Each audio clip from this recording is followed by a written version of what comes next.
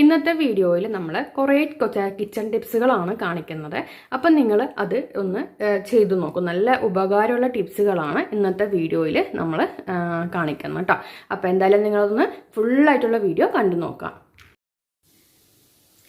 Hi friends, അപ്പോൾ ഇന്നത്തെ വീഡിയോയിൽ കുറച്ച് കിച്ചൺ ടിപ്സുകളൊക്കെ കാണിട്ടോ. ഉപകാരമുള്ള കിച്ചൺ ടിപ്സുകളാണ്. കടലക്കറിയൊക്കെ വെക്കുന്ന സമയത്ത് കടലക്കറിക്ക് ഭയങ്കര കൊഴുപ്പ് കിട്ടാനായിട്ട് ഇതേ കുറച്ച് കടല നമ്മൾ വേവിച്ചെടുത്ത കടല ഒന്ന് അരച്ചെടുത്തിട്ട് ചേർക്കുകയാണെങ്കിൽ നല്ല കൊഴുപ്പ് കിട്ടും കേട്ടോ. നമ്മൾ അരച്ചത് ഇതിൻ്റെ വെള്ളവും കൂടി ചേർത്ത് ഉണ്ടോ ഒന്ന് അരച്ചെടുത്ത ശേഷം നമ്മുടെ കറിയിലേക്ക് ഒഴിച്ചു കഴിഞ്ഞാൽ കറിക്ക് നല്ല കുറുകിയ കടലക്കറി നമുക്ക് കിട്ടും. അപ്പം നമ്മളിത് അരച്ചെടുത്തിട്ടുണ്ട്. ഇനി നമുക്കിത് ഇങ്ങോട്ട് അതിലേക്ക് ഒഴിക്കാം കേട്ടോ.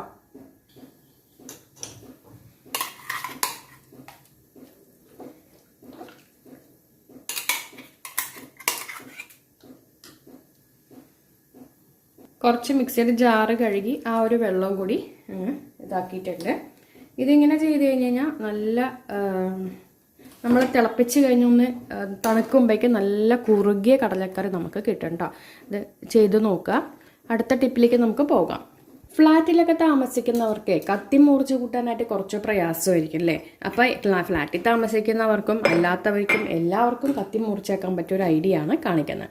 നമ്മൾ ഈ സെറാമിക് ഇങ്ങനത്തെ ഗ്ലാസ് ഉണ്ടല്ലോ, ബൈറൻ ടൈപ്പ് ഗ്ലാസ്സുകൾ, അങ്ങനത്തെ ഗ്ലാസിൻ്റെ അടിവശത്ത് ഇങ്ങനെ ഒരു ഇതുണ്ടാവും, ഇങ്ങനെ ഒരു ഇതുണ്ടാവും കണ്ടോ.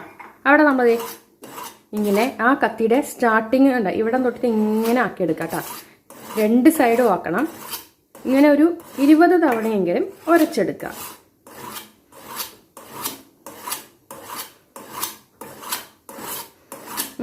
ശേഷം ഇനി ഇപ്പുറത്തെ സൈഡ് ആക്കണ്ടേ. അപ്പോൾ ഇങ്ങനെ നമ്മൾ ആക്കിക്കഴിഞ്ഞാൽ നല്ല മുറിച്ച് കിട്ടട്ടോ. സത്യമായിട്ടും പറയുന്ന കാര്യമാണ്. ഇത് നല്ല ഒരു നമുക്ക് നല്ല ഷാർപ്പ് നമുക്ക് ആ ഭാഗത്ത് കിട്ടും. ഇതൊന്ന് ചെയ്ത് നോക്കൂ. അടുത്ത ടിപ്പ് എന്ന് പറഞ്ഞാൽ കിച്ചൺ സിങ്കിൽ ബ്ലോക്ക് പോകാനും ഉള്ളിലെ ബ്ലോക്ക് പോകാനും അതുപോലെ തന്നെ നമുക്ക് നല്ല ക്ലീനായി കിട്ടാനുള്ള ടിപ്പാണ് കാണിക്കുന്നത് കേട്ടോ. അതിനായിട്ട് ഇത് എടുക്കേണ്ടത് ബ്ലീച്ചിങ് പൗഡറാണ് എടുത്തിരിക്കുന്നത് കേട്ടോ. ഇത് നല്ല എഫക്റ്റീവാണ്. ഇത് നിങ്ങൾ ചെയ്ത് നോക്കണം കേട്ടോ. നമുക്ക് ഉള്ളിൽ ബ്ലോക്കും പോവും, നല്ല വെട്ടിത്തിളങ്ങുകയും ചെയ്യും. ഇത് പിന്നെ വേറൊരു കാര്യത്തിൽ നമുക്കിത് എപ്പോഴും ഫ്രഷ് സാധനം തന്നെ ആയിരിക്കണം കേട്ടോ. അതായത് നമ്മൾ എക്സ്പയറി ഡേറ്റ് കഴിഞ്ഞാൽ പിന്നെ അതിൻ്റെ എഫക്റ്റ് കുറയുകയാണ് ചെയ്യുക. ഇതൊന്നും ഇങ്ങനെ നമ്മളൊന്ന് ആക്കി കൊടുക്കുക. ഇതിൽ എന്ന് പറയുമ്പോൾ ആ മെഴുകൊക്കെ നമ്മുടെ ഇതിൽ പിടിച്ചിട്ടുണ്ടെങ്കിൽ അതൊക്കെ പോവും. അതാണ് ഇതിൻ്റെ ഒരു പ്രത്യേകത. ഈ ഒരു ബ്ലീച്ചിങ് പൗഡറിൻ്റെ പ്രത്യേകത. ഇത് ഇട്ട് കഴിഞ്ഞിട്ടൊന്ന് ഉരച്ചെടുത്ത് കഴിഞ്ഞ് കഴിഞ്ഞാൽ ഇതിൽ ഉള്ള ഒരു മെഴുക്കും കാര്യങ്ങളൊക്കെ പോയി കിട്ടും കേട്ടോ. അപ്പം ഞാനിപ്പോൾ ഇതിങ്ങനെ ഇട്ട് എടുത്തിട്ടുണ്ട്. നമുക്കിപ്പം തന്നെ ഉരച്ചെടുക്കാം കേട്ടോ വേണം. കാരണം എന്നാലേ നമുക്കത് ക്ലീനായിട്ട് കിട്ടും. അപ്പം നമുക്ക് ബ്രഷ് ഒരു സാധാരണ ബ്രഷ് ഉണ്ടെങ്കിൽ എന്തെങ്കിലും ഒരു ബ്രഷ് എടുക്കുക, സോഡ റബ്ബറോ എന്തെങ്കിലും എടുക്കുക. നിങ്ങൾ എന്താണോ സാധാരണ യൂസ് ചെയ്യുന്നത് അത് എടുക്കാം കേട്ടോ. എന്നിട്ട് നന്നായിട്ട് ജസ്റ്റ് ഒന്ന് ഇങ്ങനെ ആക്കിയാൽ മതി. നല്ല വ്യത്യാസമുണ്ട്. ഞാൻ സോപ്പൊന്നും ഇടുന്നില്ല അതിൽ. ഇത് ബാത്റൂം ക്ലീൻ ചെയ്യാനും ബെസ്റ്റാണ് കേട്ടോ. വീഡിയോ ഒക്കെ ഷെയർ ചെയ്ത് സപ്പോർട്ട് ചെയ്യാം എല്ലാവരും.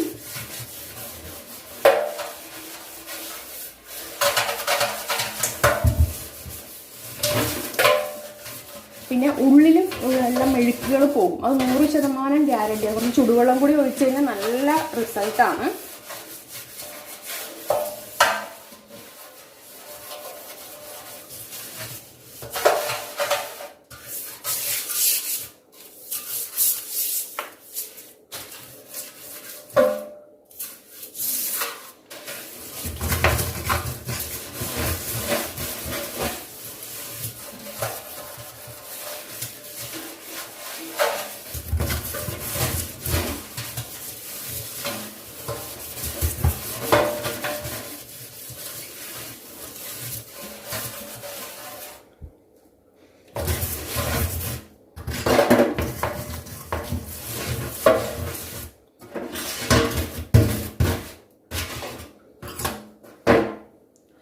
അപ്പം അത് നമുക്കൊന്ന് കഴുകിയെടുക്കാം.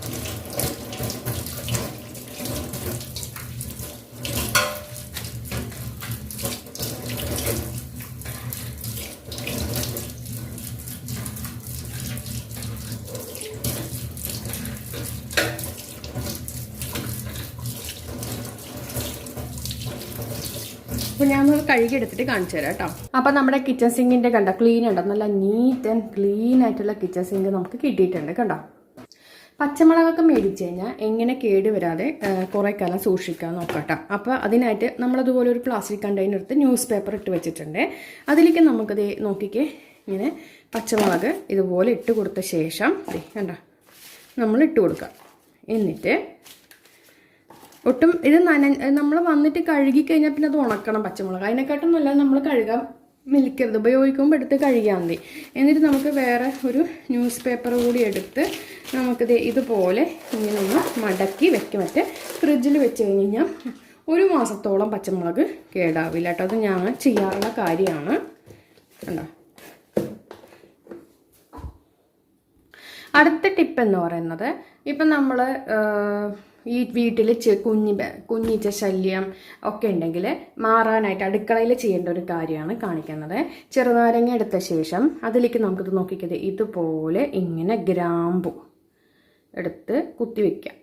അപ്പോൾ അത് നല്ലൊരു വാസന മാത്രമല്ല, ഇത് നമ്മൾ ശരിക്കും വേറെ എന്തെങ്കിലും ഫ്രൂട്ട്സിലാണെങ്കിൽ ഇങ്ങനെ കുത്തി വയ്ക്കാം കേട്ടോ.